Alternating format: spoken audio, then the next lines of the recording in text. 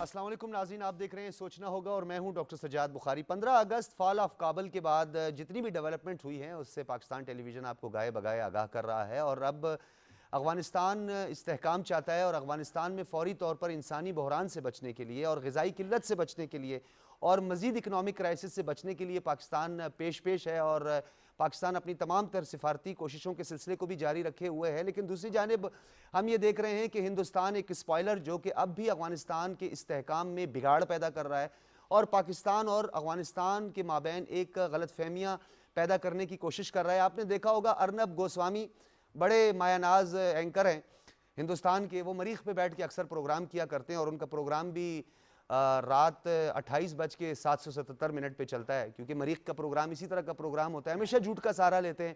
آپ کو یاد ہوگا ان کی گپتا چیٹ بھی پکڑی گئی، جو خاص طور پر پلوامہ کا جو ایک ڈرامہ رچایا گیا اس میں وہ بڑے پیش تھے۔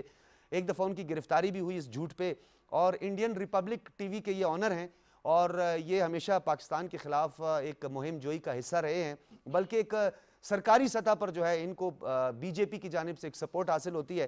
لیکن اب تو انہوں نے کمال ہی کر دیا جی، اب انہوں نے کابل میں جو سرینا ہوٹل ہے یا مقامی ہوٹل ہے اس کے 5 فلور بنا دیے، کیونکہ اب ہمیں ایسا لگتا ہے کہ آنے والے دنوں میں کابل میں جو ٹوین ٹاور ہے اس کی ٹاپ فلور پر یا آخری چھت پر بیٹھ کے وہ مریخ سے براہ راست پروگرام بھی کیا کریں گے۔ اس طرح کا جھوٹ بولنا، اور کچھ ایتھکس ہوتے ہیں میڈیا کے، کچھ قوانین ہوتے ہیں، کچھ اصول، کچھ ضابطے ہوتے ہیں، ان تمام تر کو رونتے ہوئے یہ اینکر جو ہے وہ بھڑکے مارتے رہتے ہیں ہمیشہ، اور پاکستان کے خلاف بیشنگ کرتے رہتے ہیں۔ افغانستان اس وقت جن مشکلات اور مالی بحران کا شکار ہے اس کے لیے دنیا کیا کنٹریبیوٹ کر رہی ہے، اور دوسری طرف آپ نے اینٹونی بلنکن کی اس کانگریس کو بریفنگ دیتے ہوئے جو پاکستان کے خلاف گفتگو ہوئی اسے بھی سنا، اور پرائم منسٹر نے CNN کو ایک خصوصی انٹرویو دیا اور اسے کاؤنٹر کیا۔ انہوں نے کہا یہ مجھے اچھا نہیں لگا، اور جس طریقے سے انہوں نے پاکستان کی وہ خدمات اور وڈرال میں جو مدد کی وہ تمام تر کو انہوں نے پیچھے رکھ کے اس طرح کی سٹیٹمنٹس دی۔ امریکی صحافی گلین بیک نے آج ڈاکٹر زعیم اور ان کی باقی ٹیم جو ہے انہوں نے بہت محنت سے اس ساری وبا کا مقابلہ کرنے کے لیے محنت کی اور کام کیا۔ میں اگر 1.5 سال پیچھے چلا جاؤں تو جب یہ وبا شروع ہوئی کووڈ کی، تو اس وقت ٹیسٹ کرنا اور ٹیسٹ میں جو پازیٹیو آتے تھے ان کے گرد کانٹیکٹ ٹریسنگ، جس کو TTQ کا نام دیا گیا، وہ کرنا تاکہ بیماری کے پھیلاؤ میں رکاوٹ آئے۔ پھر اسی طرح لوگوں کو ایجوکیٹ کرنا، ان تک واضح اور سائنسی معلومات پہنچانا۔ پھر ویکسین کا جب اجرا ہوا تو پھر ویکسین جا کے لگانا۔ یہ وہ ساری چیزیں ہیں جو یہ سینٹر کرتا رہا ہے، علاوہ اپنی نارمل ڈیوٹیوں کے۔ تو میں سمجھتا ہوں کہ یہ ساری ہماری ٹیم جو ہے ان کو خراج تحسین ہم پیش کرتے ہیں، اور ان کو آفرین ہے کہ ان کی وجہ سے آج ہم یہاں کھڑے ہیں کہ اسلام آباد جو ہے وہ ملک کی ہائیسٹ ویکسینیٹڈ سٹیز میں ہے۔ جو تعداد ہے ہمارے ویکسین کی، اس کی وہ کچھ یہ سچویشن ہے کہ اب ہم انشاءاللہ یہ ایم کر رہے ہیں کہ اسلام آباد وہ شہر بن جائے جو 100% ویکسینیٹڈ ہو، یعنی یہاں کا ہر مکین، ہر شہری جو ہے اس کو کووڈ سے بچاؤ کا ٹیکہ لگا ہو۔ اب اس صورتحال کو ممکن بنانے کے لیے ہمیں موبائل ٹیمز کا بڑا زیادہ استعمال کرنے کی ضرورت ہوگی۔ اس کی وجہ یہ ہے کہ کچھ آبادی ایسی ہوتی ہے کسی بھی شہر میں جو باہر نہیں نکلتی یا نہیں نکلنا چاہتی، یا ان تک پہنچنا اتنا آسان نہیں ہوتا۔ اکثر غریب لوگ ہوتے ہیں یا ان کے وسائل ایسے نہیں ہوتے کہ وہ دن میں کوئی بھی ٹائم چھٹی کر کے یا اپنے کام سے فارغ ہو کے آ سکیں۔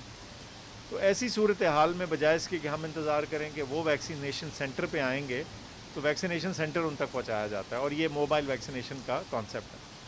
تو اس کے ذریعے ہم کوشش کر رہے ہیں کہ جو ہماری ٹیمیں ہیں، اور ہماری ٹیم میں جو گاڑی ہے اس کو چلانے کے لیے جو ڈرائیور تو ہوتا ہی ہے، لیکن ساتھ ویکسینیٹر ہوتا ہے، ڈاکٹر ہوتا ہے، خاتون ہوتی ہے، تاکہ ہر طرح کے سوالات کا جواب دیا جا سکے ان کے ضروریات کے مطابق۔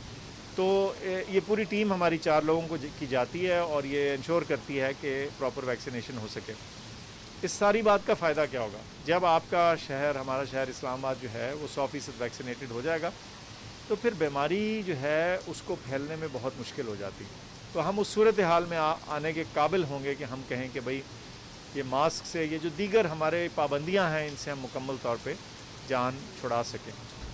تو میری ایک درخواست آپ کے ذریعے، میڈیا کے ذریعے یہ بھی ہوگی کہ جب یہ ٹیمز آپ کے ہاں آتی ہیں تو ضرور ویکسین لگائیے، ایک بات یہ مؤثر ویکسین ہے، دوسری حکومت نے خرید کے دیا یا مہیا کیا، نمبر 3 یہ افادیت رکھتی ہے، یعنی آپ کو یہ بیماری سے بچائے گی.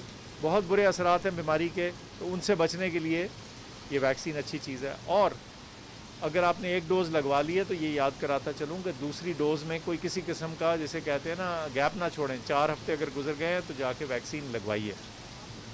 ایک خصوصاً میں میسج یہ بھی دینا چاہتا ہوں جو خواتین حاملہ ہیں یا بچوں کو بریسٹ فیڈ کر رہی ہیں، وہ بھی یہ ویکسین لگوا سکتی ہیں سیفلی. سو کسی صورت میں بھی آپ اپنے آپ کو موقع نہ چھوڑیں اس ویکسین کے ذریعے اپنے آپ کو، اپنے گھر والوں کو، دیگر لوگوں کو کووڈ سے بچاؤ کی خاطر. اس کے علاوہ آج کل موسم ایسا ہے، ابھی بھی بارش ہو رہی ہے، موسم ایسا ہے جہاں کہیں پانی کھڑا ہو اس کو کھڑا نہ ہونے دیں، کیونکہ جو ڈینگی کا مچھر ہوتا ہے وہ ظاہر پانی میں پلتا ہے، تو ایسا موقع نہ دینا دیں جس کے ذریعے ڈینگی خدا نخواستہ پھیلے. تو یہ بھی ایک میسج تھا جو میں چاہتا تھا کہ موقع اور سیزن کی مناسبت سے آپ کو دے پاؤں. آپ کی توجہ کا بہت شکریہ، اور انشاءاللہ ہم اس DHO آفس کی مدد سے اور ان کی محنت سے اس بیماری سے نکلنے کے میں قابل ہوں گے. شکریہ.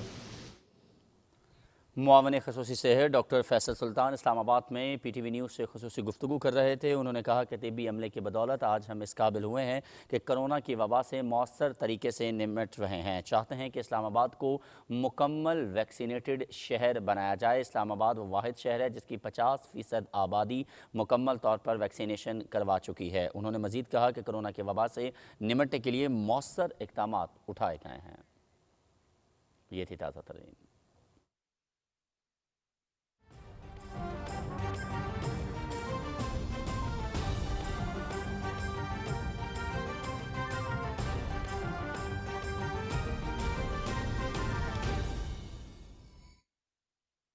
اتنا دکھے میں رکھتے ہیں کہ شاید ان کو یہ لگتا ہے کہ وہ ان کو کسی فینٹیسی ورلڈ میں یعنی کہ انڈیا سپر پاور ہے، اور پھر جب ان کی ناکامی تھی یعنی کہ وہ یہاں پہ شکست خوردہ ہوئے اور بوکلاڑ کا جب شکار ہوئے تو ان کے پاس سارا ملبہ جو تھا انہوں نے پاکستان کے اوپر ڈال دیا کہ الزام کسی طریقے سے پاکستان کے اوپر ڈالا جائے کہ یہ ان کی مداخلت کی وجہ سے سارا کچھ ہوا ہے. تو اور اس کے لیے ظاہر ہے تھوڑا سا آپ کے پاس ایک حاضر جوابی بھی ہونی چاہیے اور تھوڑا سا نالج بھی ہونا چاہیے. تو وہ بیسکلی وہ جو انسیڈنٹ ہوا تھا وہ میں اس کے سورسز کو چیلنج کر رہا تھا، اور میں نے اس کو کہا کہ متعدد بار کہ آپ کی ہر کروشل مومنٹ کے اوپر جو ہے نا وہ آپ کی انٹیلیجنس جو ہے نا ہمیشہ فیل ہوئی ہے. تو اس کو کاؤنٹر ریپلائی میں اس نے کہا کہ جی یہ کہ آپ کے لوگ وہاں ابھی بھی موجود ہیں وہاں پہ پاکستانی کچھ 5th فلور کے اوپر، اور یہ اس طرح سے ڈٹائی کے ساتھ جھوٹ بولنا کہ شاید ایک وقت میں مجھے بھی فیل ہوا کہ بڑا کریڈیبل سورس ہوگا اس کا کہ جو کمرے نمبر بتانے کو تیار ہو گیا ہے یا ان کے ڈنر کو بتانے کو تیار ہو گیا ہے. عبدالصمد صاحب یہ بتائیے گا، آج ایک ٹویٹ تھی اور میں بھی بڑا ہنسا ہوں، میں کافی ان چیزوں کو بڑا کلوزلی واچ کرتا ہوں، دیکھتا رہتا ہوں. یہ کئی مریخ سے تو پروگرام نہیں کرنا شروع کر دیا ارنب گوسوامی نے. پتہ چلے کہ ایک دن وہ مریخ پہ بیٹھے ہیں اور افغانستان میں کابل میں ٹوین ٹاور کے ٹاپ پہ بیٹھ کے جو ہے نا وہاں سے وہ براہ راست پروگرام کرنے لگے. آپ ان سے کچھ بھی ایکسپیکٹ کر سکتے ہیں. کل کو ہو سکتا ہے کہ وہ اس طرح کا کچھ وہ یہ شوشہ بھی چھوڑ دیں گے جی ہماری ٹیم جو ہے نا وہ پہنچ گئی ہے مریخ کے اوپر. تو ان کی ریالٹی سے کوئی تعلق نہیں ہوتا. ہمارے ہاں کا میڈیا جو ہے وہ بہت میچور ہے، اور اگر انٹرنیشنل سٹینڈرڈز کو دیکھا جائے تو اس کے مطابق بھی یا جو باقی باہر کی دنیا سے موازنہ کیا جائے تو ماشاءاللہ سے بہت ہی میچور میڈیا ہے. ان کا تو کوئی شاید کوئی بالی ووڈ ٹائپ کا کوئی سنسنی، اتنی زیادہ سنسنی کہ آپ خود بھی بعض اوقات، اور پھر اس پہ شرمندہ بھی نہ ہونا کہ کیا لگا دینا اور کہہ دینا کہ جی وہ یہ تو میں اس طرح سے کر رہا تھا اس طرح سے، یعنی کہ کوئی شرمندگی نہیں، کچھ نہیں. اور متعدد بار ان کے فیکٹ چیکس نے ان کو کتنی بار ریفیوٹ کیا. یہ برٹش میں انگلینڈ میں یہ بین ہوا ہے، مگر ان کے ہاں شاید ایک نیریٹو ایسا بلڈ کیا جاتا ہے کہ ان کو وہ وار ہسٹیریا اور اپنی قوم کو یہ کہنا کہ شاید ہم ہی وہ سپر پاور ہے اور ہم ہی سارا کچھ ہیں.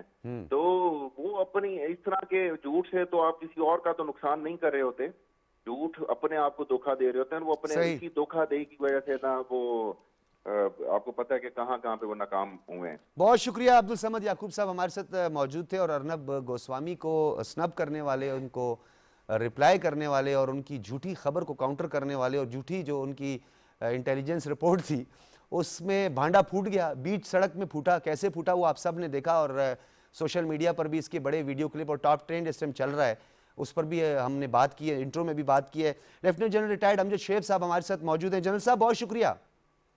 جی شکریہ. جنرل صاحب فرمائیے گا, پروپیگنڈا ہے, ڈس انفو کی بات کریں, برٹش میڈیا ریگولیٹرز کی جانب سے پابندی کی بات کریں, بار بار پھر اسی ارنب گوسوامی کی گپتا کے ساتھ جو واٹس ایپ چیٹ ہے پلوامہ کے حوالے سے وہ ساری بھی پکڑی گئی, یہ خود گرفتار بھی ہوئے. جنرل صاحب کوئی ایتھکس ہوتے ہیں, کوئی کچھ قوانین ہوتے ہیں میڈیا کے, اینکر پرسن جو ہے وہ کریڈیبل ایک سورس کے ساتھ بات کرتا ہے, یہ ہو کیا رہا ہے؟ یہ انڈین میڈیا اور اینکرز کو کیا باقاعدہ سرکار جو ہے وہ واٹس ایپ کرتی ہے کہ آپ یہ سب کچھ کریں؟ بسم اللہ الرحمن الرحیم. دیکھیے وہاں پہ اس کو گودی میڈیا کہتے ہیں. یہ میڈیا ٹوٹلی حکومت کے اشاروں پہ چلتا ہے, بلکہ یہ کہہ لیجئے کہ جو ٹویٹس آپ پلوامہ والے بات کر رہے ہیں وہ اس کو انڈین انٹیلیجنس نے فیڈ کی ہوئی. یہ وہاں سے انفارمیشن لیتا تھا اور لے کے تو یہ آگے ٹویٹس میں وہ چلا رہا تھا, تو اس کو پتا تھا ایگزیکٹلی کہ آگے کیا ہونے والا ہے. تو یہ شخص جو ہے یہ انٹیلیجنس کا, ان کی انٹیلیجنس کا حصہ ہے. دوسری چیز یہ ہے کہ یہ شاہ سے زیادہ لائل ہو جاتے ہیں اور پھر جھوٹ میں بڑھتے جاتے ہیں. آپ نے بڑا اچھا کیا کہ جو اس پہ پروگرام کر رہے ہیں, کیونکہ ہماری یہ ذمہ داری ہے کہ ان کا جھوٹ, ہر جھوٹ ان کا جو ہے وہ چیلنج کیا جائے, اس کو پبلک کے سامنے لایا جائے, اس کو انٹرنیشنل میڈیا کے سامنے لایا جائے. یہ لوگ نہ تو ڈٹائی ہے, شرم تو ہے ہی نہیں. جب ڈس انفو لیب پکڑی گئی تھی اور اس کا اتنا بڑا نیٹ ورک ایکسپوز ہوا تھا, تو میرا خیال تھا کہ شاید یہ انٹرنیشنل شیمنگ کے بعد, کیونکہ وہ تو یورپین یونین میں پکڑی گئی نا, ہم نے تو نہیں یہاں پہ پکڑا تھا اس کا کیس, تو میرا اندازہ تھا, میں نے کہا شاید اس کے بعد یہ رک جائیں اور ان کو کچھ خیال آئے کہ ہماری عزت کوئی نہیں رہی. لیکن عزت اس کی ہوتی ہے جو عزت جس کی ہو تو وہی سامنے آتی ہے, جس کی عزت ہی کوئی نہ ہو تو اس نے کیا پرواہ کرنی ہے. یہ لوگ جھوٹ بول بول کے اپنا سارا کام اسی طرح چلاتے ہیں. اس کا نتیجہ کیا ہوا؟ نتیجہ اس کا یہ نکلا ہے کہ ان کی پبلک میں ایک ایسا مائنڈ سیٹ بن چکا ہے, ایک ایسا وہ ذہنیت بن گئی ہے, یہ سوچ آ گئی ہے کہ بھارت اس خطے میں ایک سپر پاور ہے, وہ جو چاہے کر سکتا ہے. جب انہوں نے آپ پلوامہ والا قصہ ہوا تو انہوں نے کہا جی ہم تو جا کے 300 لوگ مار آئے ہیں وہاں پہ, اور پھر انہوں نے اسی طرح ایک اسٹریٹجک اسٹرائک کی بات کی تھی کہ جی ہم نے ایک اسٹریٹجک اسٹرائک کی ہے. ان چیزوں کے نام و نشان نہیں. وہاں پہ وہ اب اندر اپنے ہی جنگل وغیرہ میں کدھر وہ بنا کے چھوٹی سی کلپ بنا کے تو وہ سوشل میڈیا پہ ڈال دیتے ہیں. ان کے لوگوں کو اب پرابلم یہ ہو چکی ہوئی ہے کہ یہ بلا وجہ ایک ایسی ذہنیت میں آ گئے ہیں جہاں یہ سمجھتے ہیں کہ پاکستان نہیں اور یہ امریکہ ہے. بالکل صحیح کہہ رہے ہیں. تو یہ وہ چیز ہے نا جو میں سمجھتا ہوں کہ جو کیپیبلٹی آپ کے پاس ہوتی نہیں, جو آپ کی اہلیت نہیں, لیکن اگر آپ کے عوام وہ سمجھنا شروع کر دیں آپ کے جھوٹ کی وجہ سے کہ ہماری یہ اہلیت ہے, اور کل کسی جنگ میں یا کسی اور چیز میں آپ کو سیٹ بیک ہو, تو پھر وہ عوام جو ہے وہ برداشت نہیں کر سکتے. صحیح کہہ رہے ہیں آپ. یہ جو ابھی نندن والا جو قصہ ہوا, ہاں جی, وہ انہوں نے کس طرح گول کیا. وہاں پہ انہوں نے اس کو جاتے ہی میڈل شیڈل دینے شروع کر دیے, بہادری کے میڈل دے دیے, اس کا ایک جلوس نکال دیا کہ جناب یہ بڑا ہیرو ہے ہمارا. تو جو بے عزتی کو بھی اس طرح پی جائے اور اس کو اپنا ہیروزم قرار دے دے, تو آپ اس کو کیا کر سکتے ہیں. صحیح. بہرحال اچھا ہو گیا کہ آپ نے یہ ڈسکس کر لیا, اور ہمارے عوام کو کم از کم میسج جانا چاہیے کہ ان کی کسی بات پہ یقین کرنا نہیں چاہیے. ٹھیک ہے جنرل صاحب, میں آپ کی طرف دوبارہ آؤں گا. عمر خان علی شیرزئی صاحب, آپ کا ایک سفارتی تجربہ بھی ہے, آپ نے افغانستان کے اندر بھی اپنی خدمات.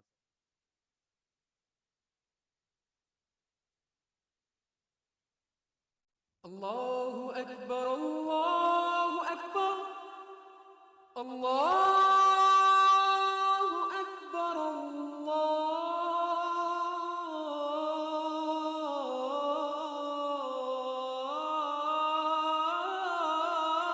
اکبر اشہد ان لا الہ الا اللہ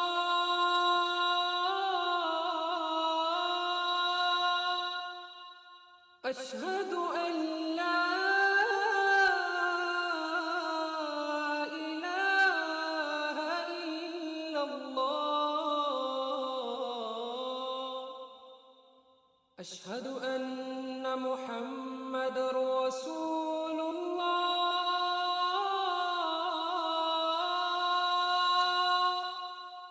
اشہد ان محمد رسول اللہ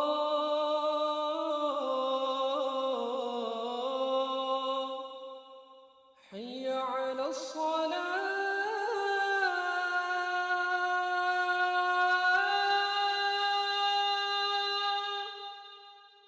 حي على الصلاة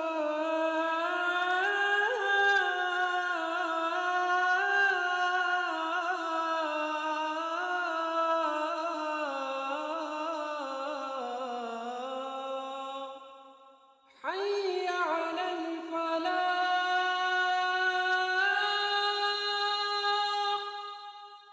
حي على الفلاح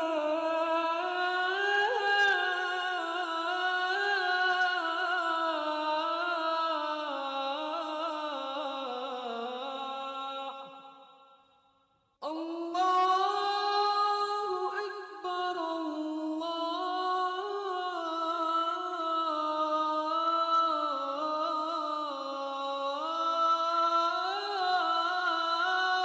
أكبر لا إله إلا الله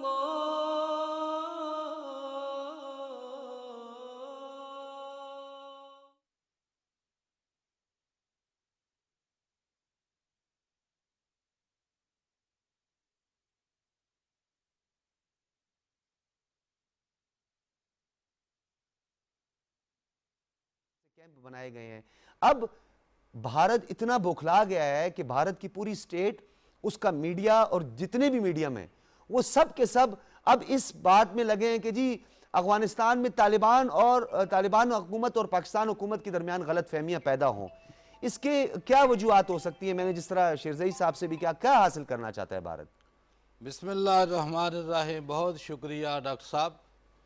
देखिए, जब भारत का इतना बड़ा नुकसान हो गया, जिसको वो तस्लीम भी कर रहा है, दुनिया के ऊपर भी कह रहे हैं कि अरब हार रुपए की उनकी इन्वेस्टमेंट थी, तो उनकी इन्वेस्टमेंट जितनी भी थी वो हमने एक एक उनके जो काम थे, जो करतूत थे, वो हमने डोजियर में बाकायदा पूरी दुनिया के सामने रखे कि वो किस तरीके से अफ़गानिस्तान में बैठकर पाकिस्तान को नुकसान पहुंचा रहे हैं। उनके सफारत खाने जो है वहाँ सफारतकारी नहीं कर रहे, वो दहशत गर्दों की सहूलतकारी का काम कर रहे हैं। और वहाँ उन्होंने जो ट्रेनिंग कैंप खोले हुए थे अंडर द सुपरविजन ऑफ रा, वहाँ यहाँ जो हमारे लहदगी पसंद टीटीपी देखो, वो एक कवर नेम भारत ही समझ लें उसको, कि जिस तरीके से उनको फंडिंग कर रहे थे, ट्रेनिंग कर रहे थे, तरबियत कर रहे थे। अभी जैसे पंजशीर में अभी तो देखो इंटरनेशनल मीडिया ने, न्यूयॉर्क टाइम ने भी बाकायदा लिख दिया है कि पंजशीर में किसी किस्म की कोई इन्वॉल्वमेंट पाकिस्तान की नहीं, सबूत नहीं मिले उसके, कोई नहीं। और जितना इन्होंने फेक उनके झूठे मीडिया, जे अर्नब गोस्वामी हो, सदीर चौधरी हो, जितने भी है, इन्होंने जो झूठ के वहाँ पुल गढ़े, यहाँ से हमारे वो अमर लियाकत, वो जो खबरों में आता है, तो मेरा उसको यूनिफॉर्म पहना के कभी किसी का कभी किसी का, कभी वो शान हमारा एक्टर है, फिल्मी एक्टर, तो मेरा पूरी दुनिया में वेल नोन जो पर्सनैलिटी थी पाकिस्तान की, जिनको पूरी दुनिया जानती है कि ये लोग कौन थे, तो इतने अंधे नकारा, और उनके जो है ना वो फिल्म प्रोड्यूसर ही समझ लो, जो फिल्म डिज़ाइन कर रहे थे, मेरा ख्याल है कि उनके मकासद तो हासिल नहीं हुए, लेकिन एक्सपोज पूरी दुनिया में हो गया कि भारत झूठा है और झूठ के सवा इसका कोई काम नहीं है, और गलत प्रोपोगंडा जो है ना वो वहाँ गलत प्रोपेगेंडा हमेशा पाकिस्तान के खिलाफ करता है। रशीद साफ़ी, आपकी तरफ आऊँगा। आप थोड़ा सा अफगानिस्तान की जो ग्राउंड रियलिटी है उस पर थोड़ी सी बात कर लेते हैं। निंगरहार, कुनड़, बदख्शान और नूरिस्तान के हवाले से जो है वो अब तक तालिबान ने भी इस हवाले से ये बात कही है कि हमें थोड़ा सा टाइम लगेगा और कुछ अरसा हम ये कह दें कि फौरी तौर पर पाकिस्तान में हमले नहीं होंगे, ये भी कहना दुरुस्त नहीं है, लेकिन इट विल टेक टाइम। लेकिन हम अफगानिस्तान की सरजमीन इस्तेमाल नहीं होने देंगे। ये जिन एरियाज़ का मैंने जिक्र किया, आपका एक तजर्बा है, आप इन बात को समझते भी हैं, आप राब्ते में भी रहते हैं। ये बताइएगा, बदख्शान के दारुल हुकूमत पर तो कब्जा हो गया, उसके इर्द गिर्द क्या सूरत हाल है? निंगरहार और कुनड़ के जो कैंप थे उनकी क्या सूरत हाल है? नूरिस्तान के हवाले से तो डेफिनेटली जीबी में लोग वहाँ पे सरापा एहतजाज हैं कि किस तरीके से मुदाखलत होती है और किस तरीके से दहशतगर्दों के हमले होते हैं। इस हवाले से हम अपना मैसेज प्रॉपर कन्वे कर पाएँ, दुनिया को समझा पाएँ? جی ڈاکٹر صاحب، آپ بہت اہم مسئلے کی طرف اشارہ کر رہے ہیں، اور اسی کے لیے جو ارنب گوسوامی کا ہم نے جو تذکرہ شروع کیا تھا، گرچہ اس کو یہ بات اپنے مودی صاحب سے پوچھنا چاہیے تھا، ان کو اپنے راج ناتھ جو ان کے وزیر دفاع ہے ان سے پوچھنا چاہیے تھا، یا پھر را کے جو چیف ہے سمنت گوئل سے پوچھنی یہ بات یہ اجیت ڈیول سے پوچھنا چاہیے، اجیت ڈیول سے پوچھتا ہے وہ کہ آپ نے یہ کس طرح کے غلط اندازے لگائے تھے۔ پاکستان کے ISI کے چیف اسی سلسلے میں گئے تھے کابل، جس سرینا ہوٹل پہ جو بہت غصہ ہے ہندوستان کو اس وقت، اسی مسئلے کو اٹھانے کے لیے وہ گئے تھے افغان قیادت کے ساتھ، اور افغان قیادت سے اس حوالے سے پھر ہم نے فالو اپ بھی لیا، اور وہ تصدیق کر رہے تھے کہ چونکہ وہ صرف سیکیورٹی کنسرن لے کے آئے تھے، جس طرف آپ اشارہ کر رہے ہیں کہ جو بدقسمتی سے پشتون بیلٹ ہے، بدخشاں سے لے کر یہ پورا جو ننگرہار تک جو پورا ایک علاقہ بنتا ہے، مختلف پاکٹس ہیں،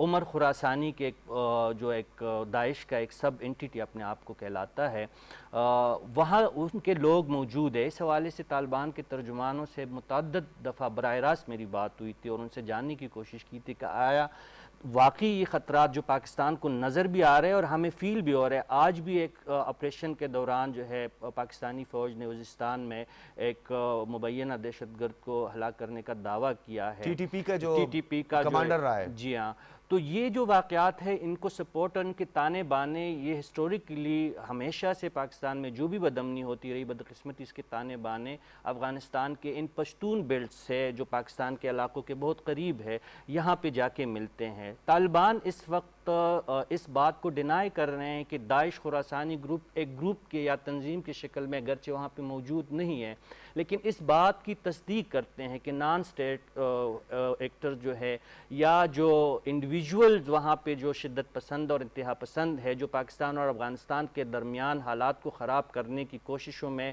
بہت مدت پہلے سے وہ سرگرداں ہے، اور ہندوستان کا اس میں ایک بنیادی کردار بھی رہا ہے۔ تو اس بات کی تصدیق ڈاکٹر صاحب اس جانب سے بھی ہوتی ہے کہ یہ لوگ انڈیویجولی اور انفرادی سطح پہ موجود ہے۔ طالبان انٹیلیجنس اپنے طور پہ بھی اور ان کی سیکیورٹی فورسز اپنے طور پر کوشش کر رہے ہیں کہ اس مسئلے کو حل کرے، اور پاکستان کے جائز اور ثبوتوں کے ساتھ یہ کنسرن موجود ہے کہ اس سائٹ سے یہ جو واقعات ہماری سرحدی پٹی میں ہوتی ہے، بلوچستان سے لے کر پورے جو ہماری سابقہ قبائلی پٹی تھی، تو یہاں کے تانے بانے اس سائٹ سے ملتے ہیں۔ تو اس پہ دونوں ملکوں کو، طالبان قیادت کو بھی اور پاکستانی سیکیورٹی فورسز کو مل کے کام کرنا ہوگا۔ جس طرح آپ نے ذکر کیا کہ انڈیا جو ایک انٹرنیشنل سپوائلر کی شکل میں اب ہمارے سامنے موجود ہے، ان کے عزائم ناکام ہو، اور جو اکا دکا جو طالبان سے ناراض گروپس ہیں، جن کا اگر وہاں پہ کابل میں یا بدخشان میں یا ننگرہار میں جلال آباد میں بس نہیں چلتا، تو ظاہر ہے انہوں نے اپنی ایگریشن کو اور اپنے غصہ کو پھر پاکستانی علاقوں میں ہی نکالنا ہے، تو اس کا تدارک ہمیں کرنا ضروری کرنا ہے۔ جنرل صاحب آپ کی طرف آؤں گا، جس طرح رشید صافی نے مختلف ایریاز آپ بھی جانتے ہیں، سمجھتے ہیں، کہ بلکہ میرا بھی ایکسپیرینس ہوا، جب بھی گیا ہوں میں، تو وہاں کے لوگوں نے بھی یہ بات کہی ہے کہ ہمیں سب سے زیادہ جو ہے وہ نورستان سے مداخلت کا ہے، اور ہمیں خطرہ ہے، یہاں پہ کئی واقعات رونما ہو چکے ہیں، اور اس کے علاوہ مذہبی منافرت کے حوالے سے کئی واقعات ہو چکے ہیں۔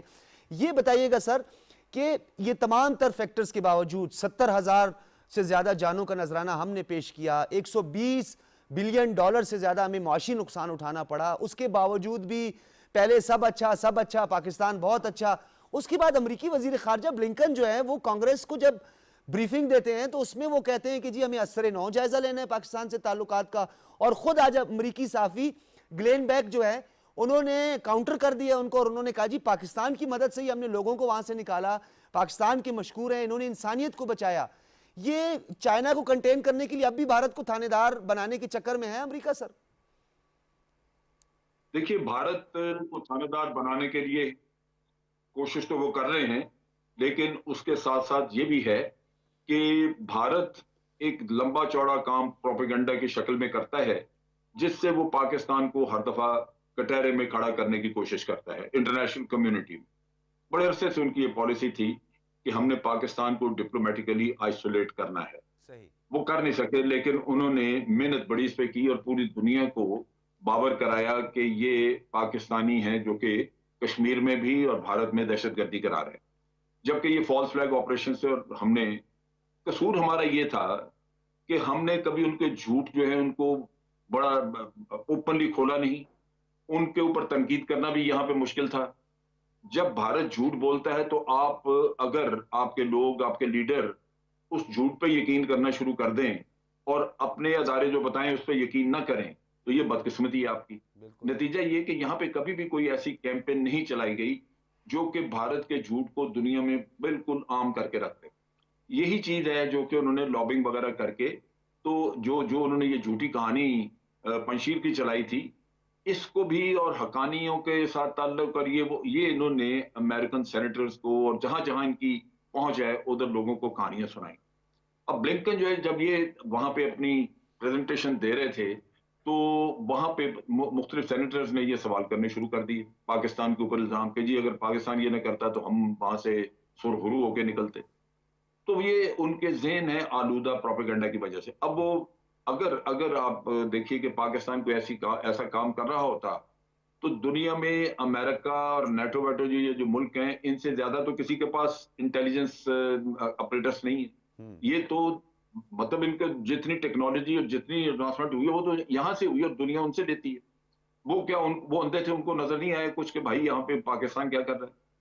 تو پروپیگنڈا کر کے آپ شکوک و شبہات پیدا کر کے پاکستان کو کٹہرے میں لانا چاہتے ہیں. وہ امریکہ نے کہا بلنکن نے کہا کہ جی ہم اس کا جائزہ لیں گے ہم سٹڈی کریں گے کہ پچھلے 20 سال میں کیا ہوا. ٹھیک ہے 20 سال میں یہ اور ہمیں سیاسی طور پہ بھی ہمیں بار بار اس چیز پہ غور کرنا چاہیے اور امریکہ کو کنفرنٹ کرنا چاہیے. امریکہ بار بار آپ کو کہتا ہے کہ جناب آپ ہمارے اتحادی تھے اور جو لوگ ہمارے سپاہیوں کو مارتے تھے ہمارے فوجیوں کو مارتے تھے آپ ان کو پروٹیکٹ کرتے تھے. امریکہ سے یہ پوچھا جانا چاہیے کہ جو ہمارے لوگوں کو ادھر مارتے تھے وہ تو آپ کے ہاں سے آتے تھے نا ادھر سے. بالکل. تو اتحاد صرف یک طرفہ ہے کہ ہم آپ کے اتحادی بن گئے لہٰذا صرف آپ کے مفادات دیکھے جائیں گے آپ کے لوگوں کا نقصان نہیں ہونا چاہیے اور ہمارے بے شک مرتے ہیں ہزاروں کی تعداد میں.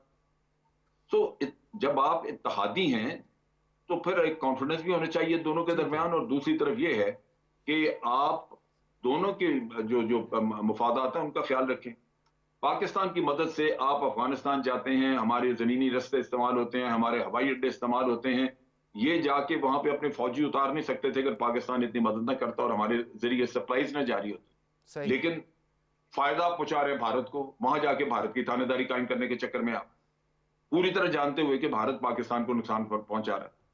تو یہ ہمیں امریکہ کو بھی جب بات ہو تو کم از کم ان کو آئینہ دکھانا. بے شک آپ اچھی طرح بات کریں جیسے بھی کریں ڈپلومیسی جو ہے وہ کچھ نہ کچھ اس کے الفاظ مل جاتے ہیں ایسے جو دوسرے کو بہت ناگوار نہ گزرے لیکن حقیقت تو بتانی چاہیے. حقیقت بتانی چاہیے. بالکل جنرل صاحب آپ نے بڑا اہم نقطہ اٹھایا اور ڈپلومیسی کی طرف آپ نے اشارہ کیا ہے. شیرزئی صاحب یہ بتائیے گا کہ اوکس بن گیا آسٹریلیا یو کے یو ایس نئے الائنسز بننے جا رہے ہیں اور فارمیشن آف نیو الائنسز نظر آ رہی ہیں. اب جو ریجنل کنٹریز ہیں ہمارے ہمسایہ ممالک یا افغانستان کے ہمسایہ ممالک اب وہ بھی نئے الائنسز کی طرف بڑھ رہے ہیں.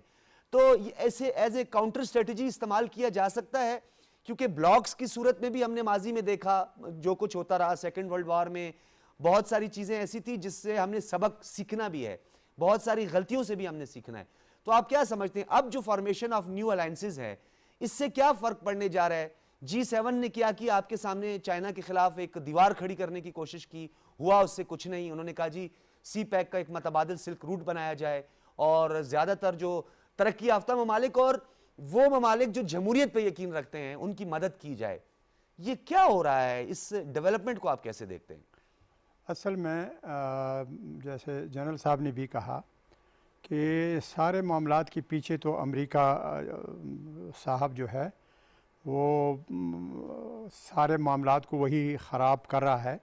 ہندوستان کی جتنی بھی مدد کر رہا ہے ہر ایک فورم پہ وہ بھی امریکہ کر رہا ہے اور اس کا بنیادی مقصد یہ ہے کہ وہ سمجھتے ہیں کہ شاید ہم ہندوستان کی اسی طرح مدد کر کے تو ہم اس کو چائنا کو کنٹین کرنے میں کامیاب ہو جائیں گے.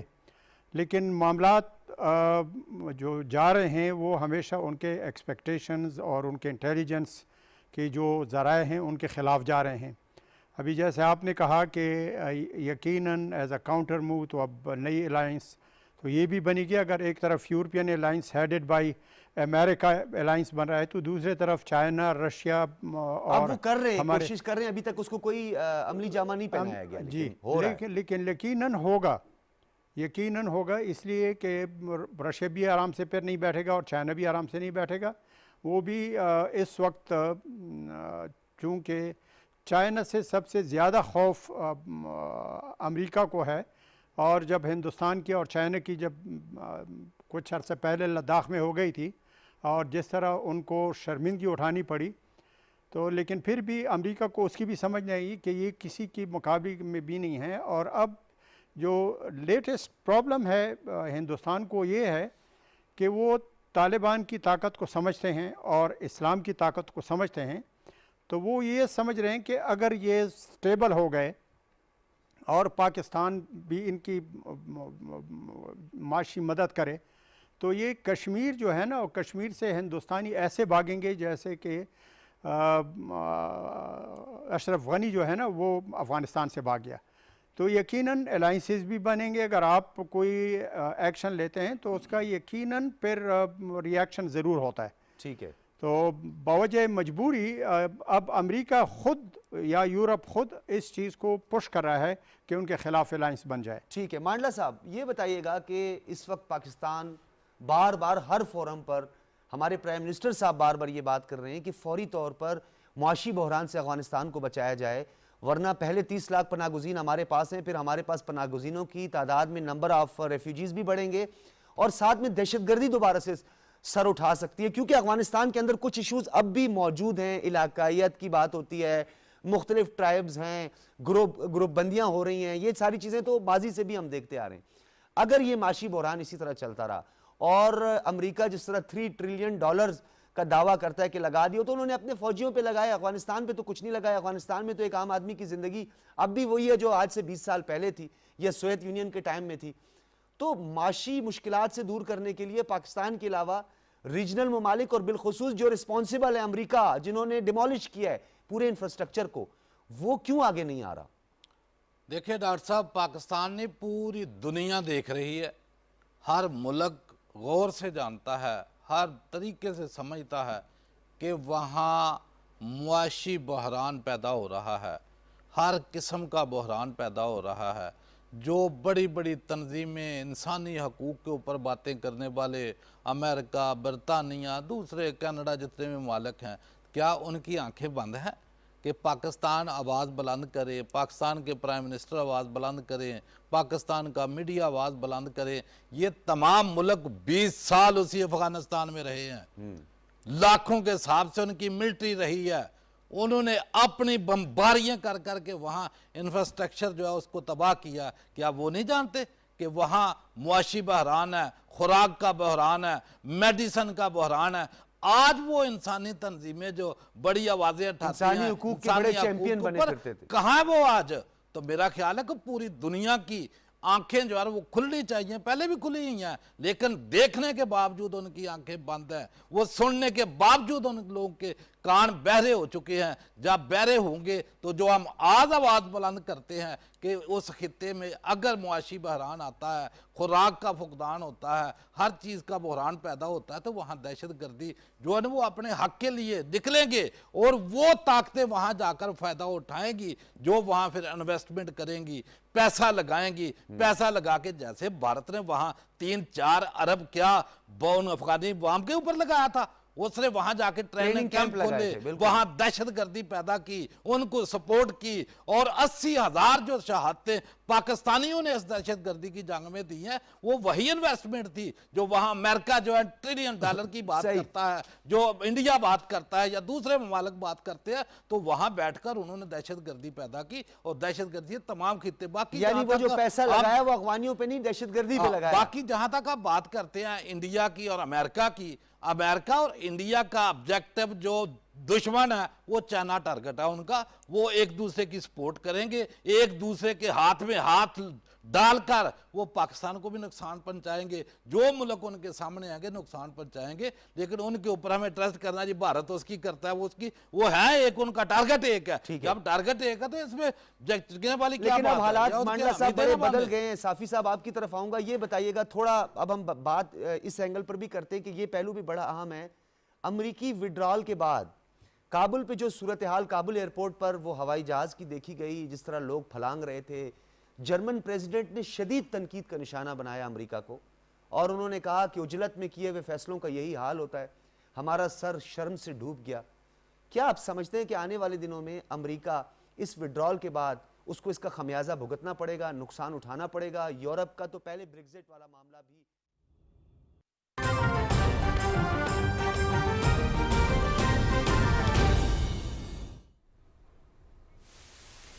ناظرین، اسٹیٹ بینک کی جانب سے آئندہ 2 ماہ کے لیے مانیٹری پالیسی کا اعلان کر دیا گیا ہے۔ آپ کو بتا رہے ہیں کہ اسٹیٹ بینک کی جانب سے آئندہ 2 ماہ کے لیے مانیٹری پالیسی کا اعلان کر دیا گیا ہے۔ پالیسی ریٹ 25 بیسس پوائنٹس کے اضافے کے ساتھ 7.25% کر دیا گیا ہے۔ مزید تفصیلات کیا ہیں جان لیتے ہیں، ہمارے نمائندے حسن طارق بٹ اس وقت ہمارے ساتھ ٹیلی فون لائن پر موجود ہیں۔ جی حسن، بتائیے گا۔ جی السلام علیکم۔ جی میں بالکل آپ نے ٹھیک کہا، جو آئندہ 2 ماہ کے لیے مانیٹری پالیسی کا اعلان ہے، اس میں 25 بیسس پوائنٹس کا اضافہ کیا ہے، 7 اس کو انہینس کر کے 7.2% کے اوپر لے گئے ہیں۔ ہمارے آلریڈی علم میں ہے کہ تقریباً جو پچھلی 6 مانیٹری پالیسیاں کے اندر اس کو 7% پر ہی برقرار رکھا گیا تھا، اور ابھی جو 7.25 جو 0.25% کا جو اس میں اضافہ کیا ہے، اس کو 7.25 پہ لے کر گئے ہیں انفلیشنری پریشرز کی وجہ سے، اور اس سے ڈیفینیٹلی جو ہے وہ جو افراط زر مہنگائی ہے اس پہ جو ہے وہ قابو پانے میں مدد ملے گی، اور اس کے ساتھ ساتھ جو ایک مومنٹم تھا اکنامک گروتھ کا، اکنامک اسٹیبلٹی کا، اس کو بھی مینٹین کرنے میں یہ مددگار ثابت ہوگا۔ اگر تھوڑا سا اس کے اوپر ڈیٹیل میں بات کی جائے تو اسٹیٹ بینک نے 2020 کو جو مانیٹری پالیسی اناؤنس کی تھی، اس میں اس کو 8% سے کم کر کے 7% کر دیا تھا، تو آلموسٹ 1 سال سے زیادہ کا عرصہ ہے اس کے اندر یہ کنسسٹنٹلی 7% کے اوپر ہی مینٹین رہی ہے، اور 7.25 جو ہے جس میں 0.25% کا اضافہ کیا گیا ہے، اس سے جو اکنامک گروتھ اینڈ اسٹیبلٹی کی جو بنیاد، مضبوط بنیاد ہے، مومنٹم کو کنٹینیو کرنے میں مدد ملے گی۔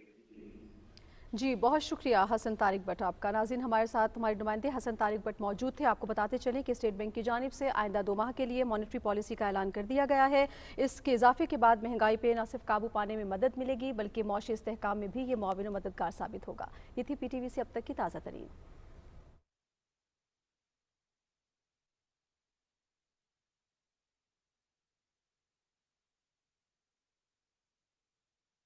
افغان عوام کی اب بھی فکر نہیں ہے، ان کو یہ فکر ہے کہ اس ریجن میں چائنا آگے بڑھ رہا ہے، چائنا کی اقتصادی اور دفاعی قوت وہ کل کے سامنے آ رہی ہے، چائنا کے ساتھ علاقائی جو بڑی قوتیں ہیں وہ ہاتھ ملا رہی ہے، یعنی روس کو دیکھے وہ چین کے ساتھ یک زبان ہے افغانستان کے معاملے پر اور علاقائی سطح پہ۔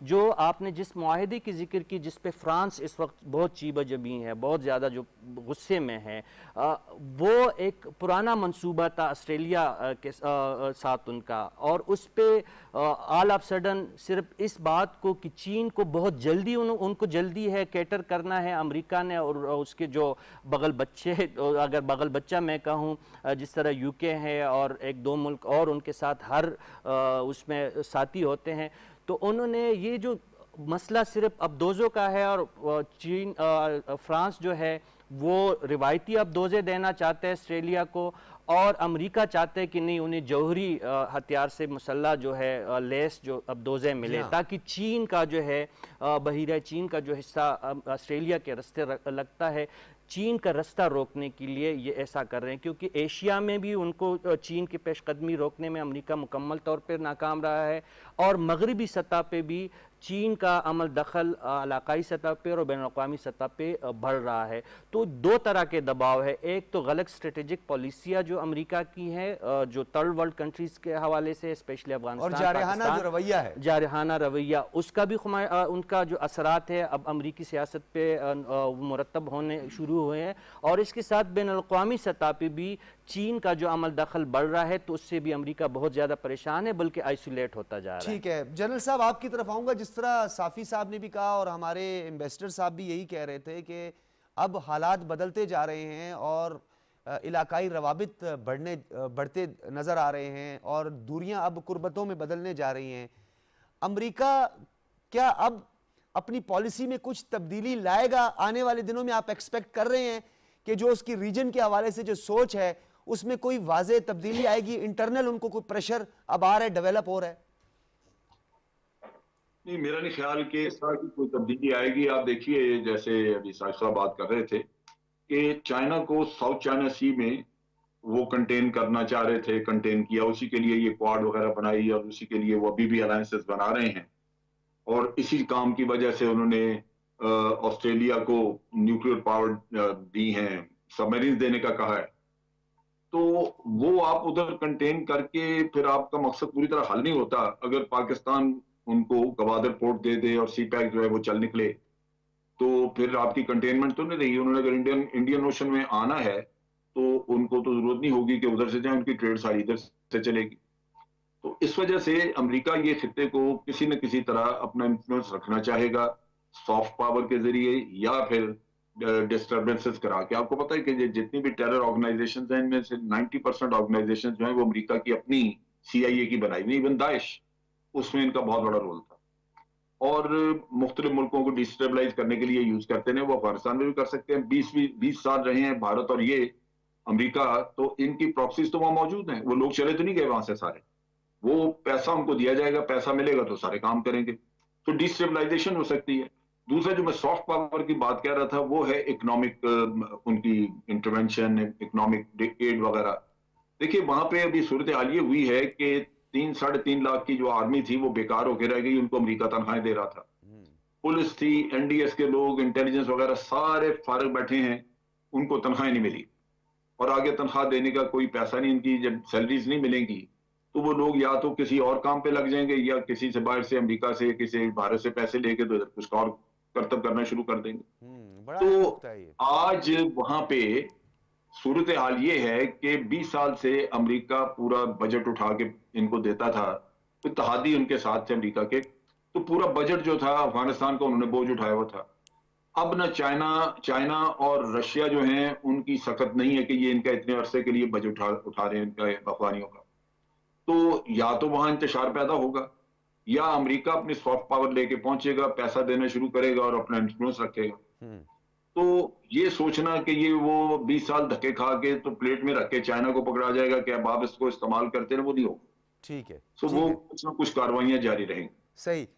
شیرزئی صاحب, جس طرح جنرل صاحب نے بھی کہا, سفارتی طور پر کیا اس پہ کام ہو رہا ہے؟ ریجنل کنٹریز جو ہے, کیا ریجنل اپروچ ہماری ایسی ہے کہ ہم چائنا کے حوالے سے جو ایک ایگریسو ٹون رکھتی ہے پوری دنیا اور خاص طور پر ویسٹ رکھتا ہے, ہم کاؤنٹر کر سکیں؟ کیونکہ ہمارے مفادات مشترکہ ہیں, ہمارا اوڑھنا بھی چھوڑنا اکٹھا ہے. ہم ماسکو کی بات کریں, بیجنگ کی بات کریں, P5 کے 2 واحد ممالک ہیں جو سیکیورٹی کونسل اقوام متحدہ میں ہمارا ساتھ دیتے ہیں. کیا حکمت عملی ہونی چاہیے سفارتی طور پر خاص طور پر؟ آپ کو پتہ ہے کہ امریکہ تو ہر قیمت پر پاکستان کے خلاف جتنا بھی زہر اگال سکتا ہے وہ اگل دیتا ہے. ہر کوئی بھی ایسا موقع انہوں نے ہاتھ سے جائے نہیں دیا, اور ضرورت کے وقت پاکستان کو پھر منتیں کر کے پاکستان کو اپنے ساتھ ملا لیتے ہیں. جیسے کہ ہم نے 2001 میں ان کو لینڈ روٹ وغیرہ دے دیا اور ان کا ساتھ دیا. طالبان کے خلاف ہم نے امریکہ کا ساتھ دیا. یقیناً اب حالات تبدیل ہو چکے ہیں اور چائنا بڑی تیزی سے اپنے اثر و رسوخ کو پھیلا رہا ہے, اور اکنامیکلی بھی میرا اپنا خیال یہ ہے کہ امریکہ بھی کتنی $ٹریلین ان کا قرضدار ہے. تو اسی طرح ماسکو بھی اب دوبارہ اپنی جو سفارتکاری ہے, پرانی ان کی وہ ساکھ ہے اس کو بچانے کے لیے اور اپنی سفارتکاری کو انہوں نے بھی تیز کیا ہوا ہے. تو یقیناً اب یہ پیرالل گروپ بنیں گے. اب ہم تو نہیں چاہتے ہیں کہ ہم امریکہ کے خلاف کوئی وہ کر لیں, نہ ہم افورڈ کر سکتے ہیں, لیکن میرا اپنا خیال ہے کہ امریکہ اب ہمیں خواہ پش کر رہا ہے کہ ہم اسی طرح یہ بلاک بن جائے اور تاکہ وہ ہندوستان کا بھرپور ساتھ دیں. لیکن یہ ان کی بڑی غلط فہمی ہے. افغانستان کی فوج تو پھر بھی تھوڑی سی مزاحمت کر گئی ہے. ہندوستان کی فوج تو میں آنیسٹلی آپ کو بتاؤں کہ وہ خود بھاگیں گے.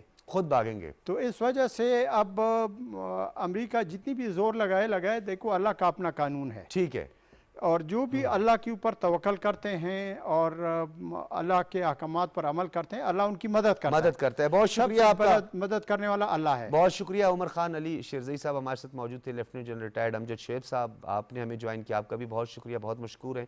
اور چودھری خادم علی مانڈلہ صاحب آپ کا بھی بہت شکریہ. رشید صافی صاحب بھی ہمارے ساتھ موجود تھے. ناظرین, پاکستان اس خطے کے استحکام کے لیے, اس خطے میں معاشی استحکام کے لیے اور اس خطے میں جو معاشی انقلاب کی جانب بڑھ رہے ہیں اور وہ ممالک جو اس خطے میں بہتری چاہتے ہیں, افغانستان کے اندر استحکام چاہتے ہیں, ان کے ساتھ زیادہ سے زیادہ سفارتکاری کر رہا ہے اور پوری دنیا کو یہ کہہ رہا ہے, بار بار کہہ رہا ہے کہ افغانستان معاشی بحران سے دوچار ہو سکتا ہے. اس کی مدد کے لیے آگے بڑھیں, یہ آپ کی رسپانسبلٹی بھی ہے. اور اگر آپ واقعی دنیا سے دہشت گردی اور انتہا پسندی کا خاتمہ چاہتے ہیں تو غیر معمولی فیصلوں کا وقت ہے.